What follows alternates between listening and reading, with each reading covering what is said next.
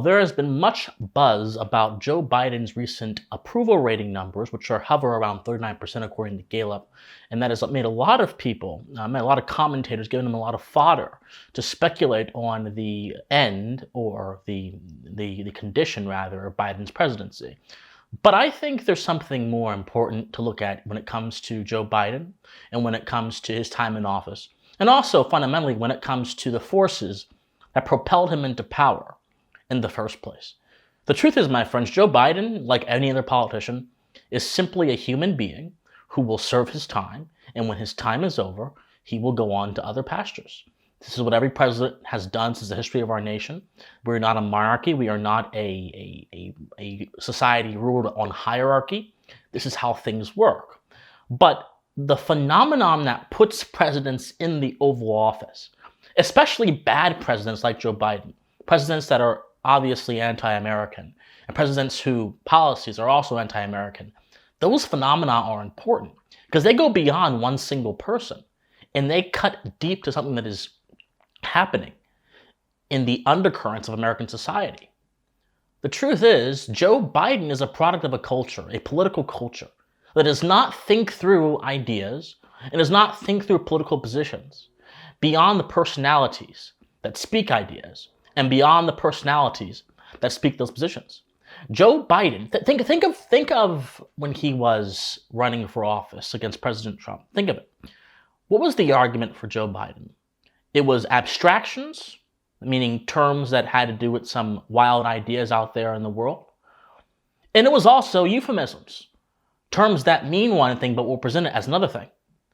He was painted as this person who would bring decency back to the White House.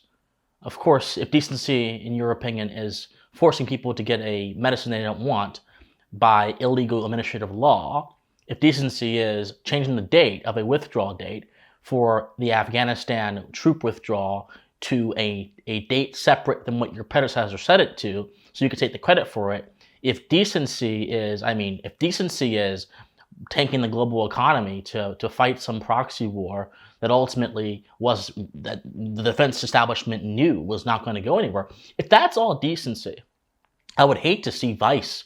I would hate to see indecency because I'm not entirely sure it can compete in those terms. But he was painted as this harbinger of decency. He was painted as this herald of democracy.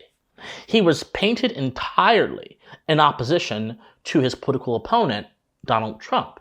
In other words, it wasn't really a vote for Biden, it was a vote against Trump. And the fact that our political system is set up to facilitate such thinking explains why we are in the position that we are in our culture and in our society. Because the American political system of classical republicanism, of checks and balances, of a government mediated by its internal workings, but also subject to corrective from the public, requires, or at least presumes, a level of knowledge, a level of engagement, and especially in the case of the American experiment, a level of rationality on the part of the citizen.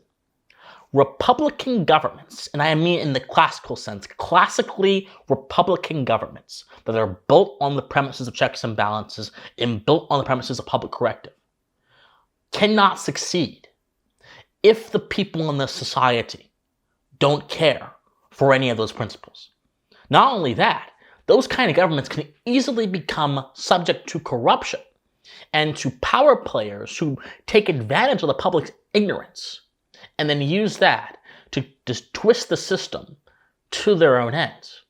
Joe Biden is a product of this mass psychosis of ignorance that the American public has been inflicted with, partially due to our consumption, our unfiltered consumption of the digital age, partially due to how the media, ever since the 50s, the corporate media, has treated Americans with the flesh test, when simply says that you should not write at a certain higher grade level, you should write at a very elementary school grade level. That's one of the reasons why Americans have gotten so attuned to reading things at a certain grade level, not because Americans are inherently dumb, far from it, but because the society and the culture has conditioned people to be okay with that kind of stuff.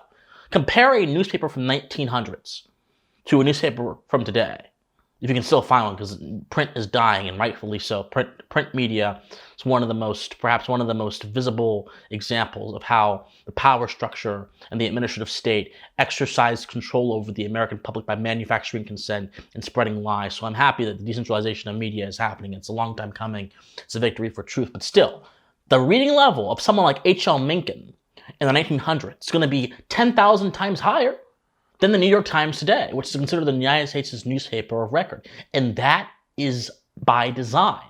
That is on purpose. When you can mute the minds of men and bind them to mediocrity, you can then change their political voting habits. Not only can you change their voting habits, you can change how they think about politics. And this will induce tribalism. And tribalism, being a primal force within the soul that causes man not to think, but to feel and then act on his feelings. There's nothing more dangerous than a grown man acting on his feelings. He becomes a tool of destruction and a harbinger of chaos in his communities. And when he does that, he can also become a tool for destruction and a harbinger of chaos within the nation. A lot of grown people, possessed by their primal tribalism, got Biden into power simply because they had a distaste for the political opponent. So part of this is on the political system, part of this is on the culture, part of this is on the corporate media, but a lot of it's on ourselves. A lot of it's on all of us. And if you're not in this group, don't worry, I'm not talking about you. A lot of it's on all of us who refuse to think, who refuse to understand philosophy, who refuse to use our powers bequeathed upon us by nature to forge a better society. A lot of it is on us, who would rather sit back, cross our arms, and watch some influencers who don't feed you fruit, who don't give you any water, but who instead give you a dry well of anger, rage, and idiocy from which so many people drink from, and then they end up being parched and dehydrated, and their minds also end up being parched and dehydrated, and their actions similarly end up being poor and low quality. It is a low quality culture that produces low quality political decisions. If you want to stop the phenomenon that brought a man into power, who has obviously caused so much destruction, even on an empirical level, to the global economy, to the American economy, to the integrity of the American political system, so on and so forth, then you have to understand the cultural phenomenon that produced him. And once we do that, I believe that it will prevent, or at least it will preempt, the rise of future Bidens.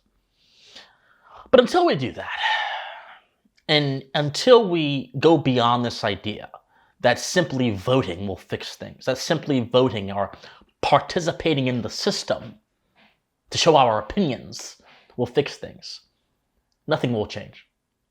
Nothing will change. If voting was a threat to the anti-American forces that are bubbling up in our culture, do you really think it would be such an easy option? If voting was a threat to the power structure, which has a particular vision for America, based not on philosophy or first principles, but based almost entirely on Machiavellian political interest of certain industries, like the military-industrial complex and the intelligence community, do you really think it would be so easily and readily promoted? Voting is not a threat to tyrants.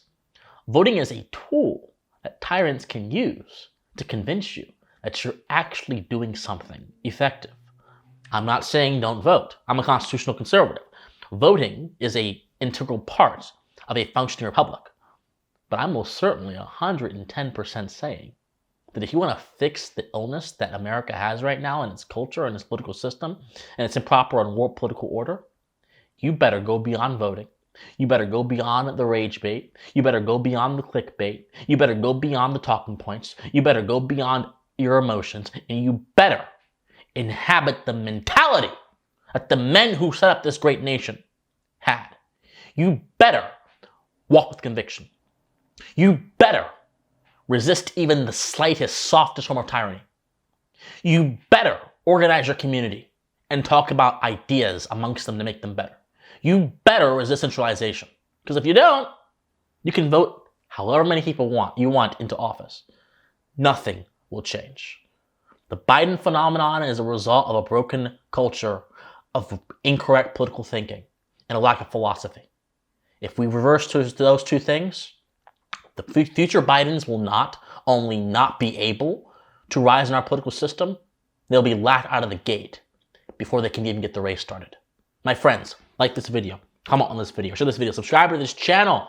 Be sure also to donate to me if you want to, PayPal, Patreon, all of that good stuff in the comment section down below. I love you guys so much, and please, you better study history, study philosophy, and stay pensive.